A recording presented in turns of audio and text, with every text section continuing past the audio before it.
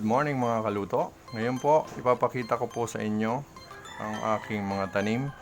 Ito po ay ginawang ko ng ganito.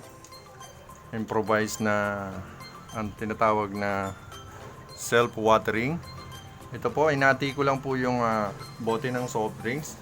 Inati ko lang, tapos makikita nyo mga kaluto, may mga butas siya. Binutasan ko, may butas din dito sa ilalim. Palibot may butas. Tapos yung pinakakalahati niya, napansin nyo may tubig siya. Yan po ang paglalagyan natin para maka-absorb siya ng tubig. Ito po ay sili. Lapit na po siya magbulaklak mga kaluto. Ayan. Ito naman ay mustasa. Ganon din po ang proseso. Ganyan din. Dito po ang kamatis. Ito po yung kamatis. Ayan. Tapos, ang iba pa niyan, meron pa ako diyan mga ginawa. Ayan po. Yan po ako kumukuha ng mga pangsahog. Ayan po. Kung gusto niyo pong mag-garden sa inyong bahay, yan lang po ang gagawin, mga kaluto. Para mayroon kayong mga pangsahog. Ngayon po, ipapakita ko po sa inyo ang aking tinanim na mustasa. Ito po ay isasahog natin sa sinigang na salmon belly. Okay mga kaluto, ito po ang kukunin natin. Ayan, yan po, kukunin natin po yan. Ayan po, mga pansahog natin. Yan po ang ayan. Ayan mga kaluto. Kukuha lang po tayo sa garden. Yung mga pangsahog pwedeng kunin sa garden. Ayan. Ayan, malalaki na. 3 linggo lang to mga kaluto.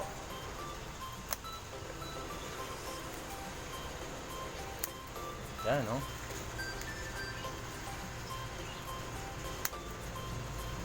Ayan po mga kaluto.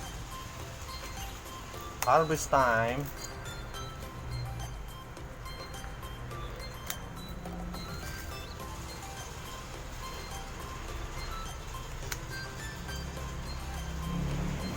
Ayan po mga kaluto. Yan po ang ilalagay natin sa sinigang na salmon belly. Tsaka ipapakita ko rin po sa inyo ang mga tanim ko. Ito po lemon, lugbati, kamatis, sili, okra.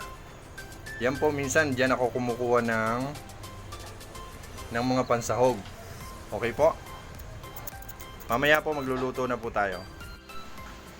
Mga kaluto, magluluto na po tayo ng sinigang na salmon belly. Okay. Ang gagamitin po nating mga kaluto, ang mga sumusunod na ingredients ay magamit po tayo ng kamatis, sibuyas, luya, siling haba, at onion leek. Magamit din tayo ng radish or labanos, mustasa. Mga kaluto, ito po yung hinarvest natin kanina. Ayan po. Sariwang sariwa. Galing sa aking tanim. Ito po yung ating salmon. Ayan po. Salmon belly. Of course, gagamitan natin ng sinigang mix. Sa sampalok mix. Okay, mag-start na po tayo. Pakukuluan natin ang hugas bigas. Gumagamit po ako ng mga kaluto, gumagamit po ako ng hugas bigas sa sinigang or sa nilaga. Ayan po. Pakukuluan na natin. Yung una po, ilalagay natin ang salmon. Mga kaluto, pagka kumulo na siya, tatanggalin natin yung bula. Kasi malansa po yun. Tatanggalin natin yun. Ganyan.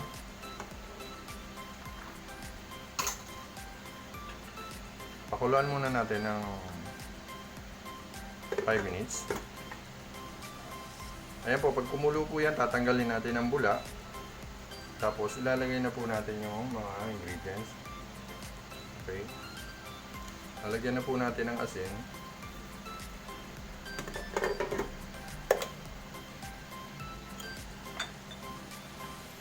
Tsaka patis. Konting patis na.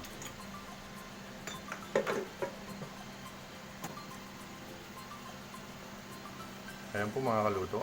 Hintayin lang natin kumulo. A few inches later. Ayan po mga kaluto.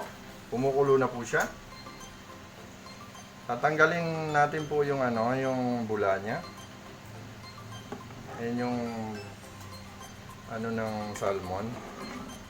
Tanggalin po natin yung bula-bula.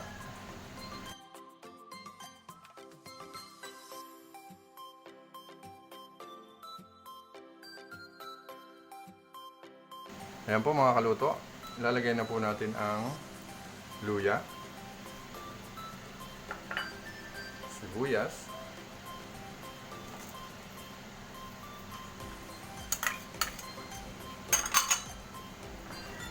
kamatis,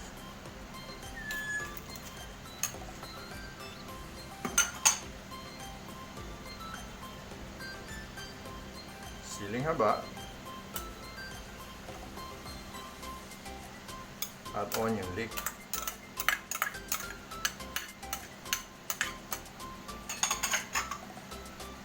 Ayan muna natin kumulo ng mga another 3 minutes. Saka natin ilalagay yung mga gulay tulad ng labanos at mustasa. Pwede na rin po natin ilagay yung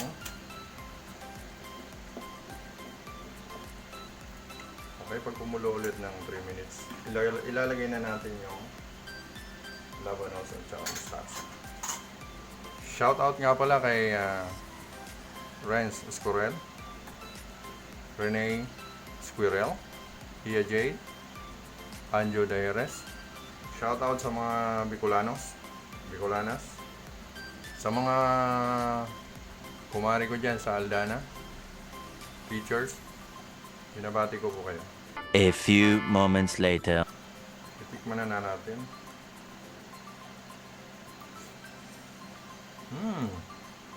Asim. Sarap. Sarap mga kaluto. Ayan po mga kaluto, kumukulo na siya.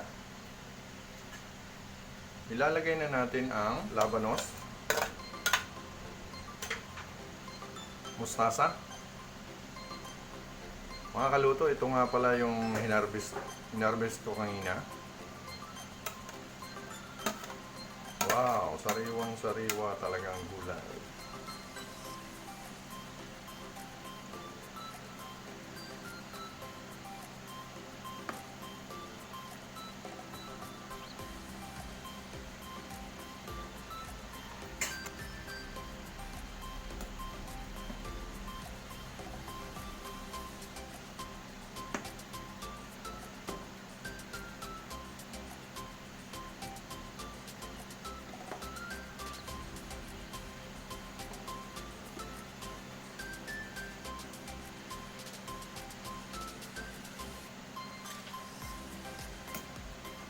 A few moments later.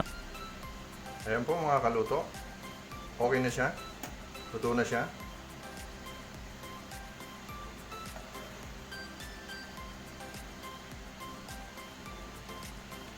Maraming salamat sa panunood mga kaluto.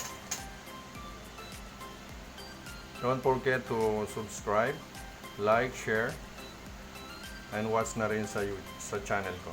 Maraming salamat. Bye!